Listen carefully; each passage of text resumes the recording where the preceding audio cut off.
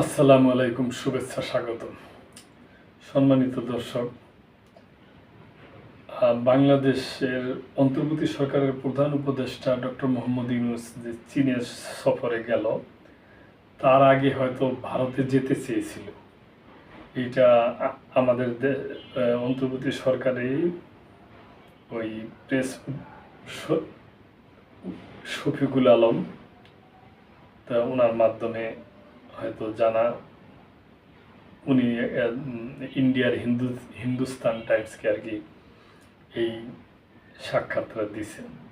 এই ব্যাপারে সংবাদ, প্রধান উপদেষ্টা আগে ভারত যেতে চাইলেও সাড়া মিলেনি, দ্য হিন্দুকে শফিকুল আলম।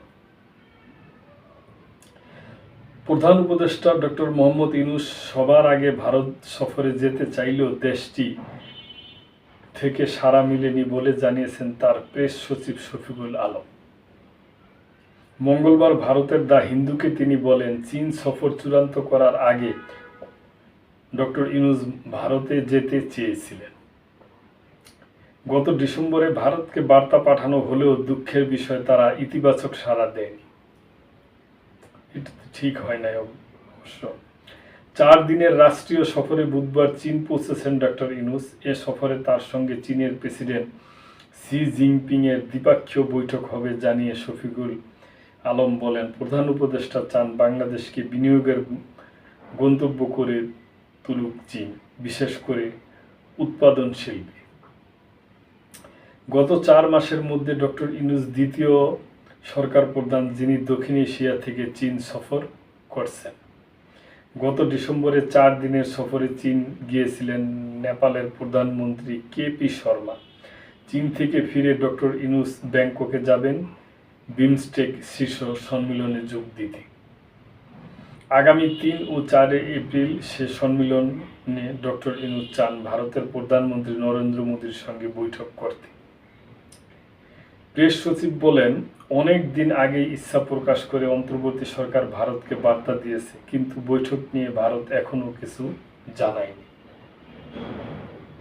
তিনি বলেন, সফরে চীনের বিনিয়োগকারীদের সঙ্গে প্রধান উপদেষ্টা বৈঠক করবেন।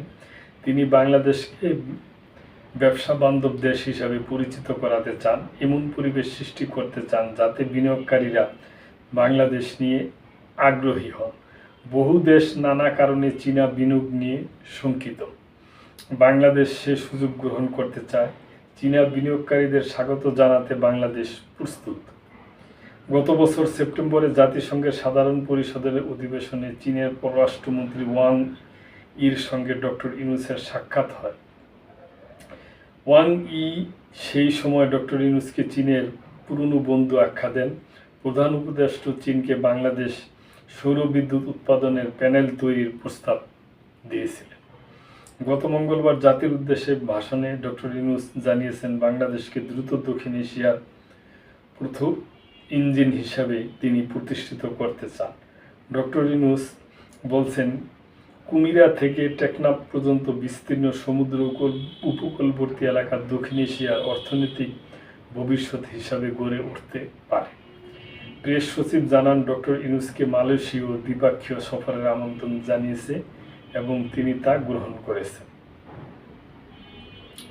তো দর্শক, এটা চীনে সফরে যাওয়ার আগে ভারতকে বার্তা পাঠাইছিল, কিন্তু ভারত কোনো সাড়া দেয়নি।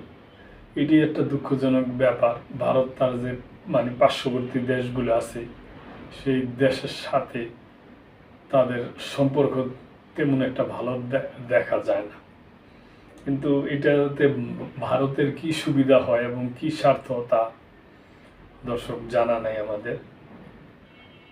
তো আজকে এই পর্যন্তই। ভালো থাকবেন।